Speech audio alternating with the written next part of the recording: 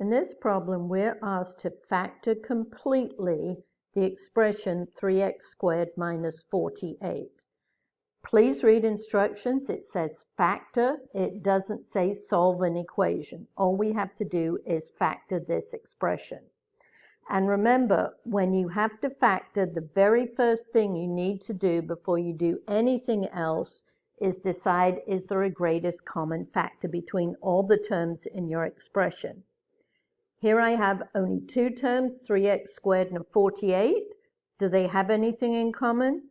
They definitely don't have an x in common, but does 3 divide evenly into 48? Yes. So I can pull out a 3, and it's going to leave me with x squared minus 3 goes into 48 16 times. So now double check. Does this resulting expression have any common factors? No. So now I need to look at factoring that binomial, x squared minus 16. Since there are two terms, we have to look to see if this is a special case of the difference of two squares. So let's review the difference of two squares. We need two terms. Now remember, this was my original expression. I've factored a 3 out. Now I'm looking at factoring the x squared minus 16. So I have two terms. There has to be a minus sign between them. Yes, there is. And both terms have to be perfect squares. Well, let's take a look.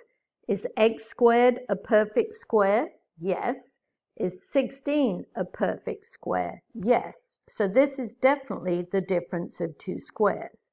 But one thing I want to remind you about is if you'd have looked at this original expression and went, oh, there's two terms, is it the difference of two squares?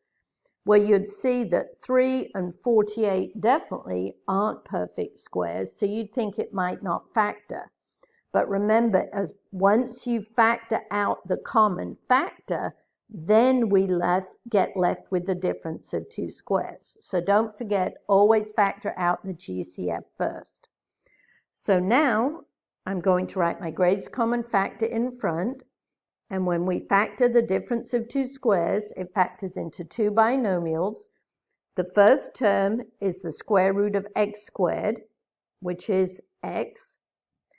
The square root of 16 is the last term, 4 and 4, and I need to put a minus in one and a plus in another. Does it matter which way round I do it? No, it makes no difference. So now I have completely factored this expression. Don't forget, if you want to check it, you FOIL out the two binomials first and then distribute in the 3 to make sure you land up with your original problem.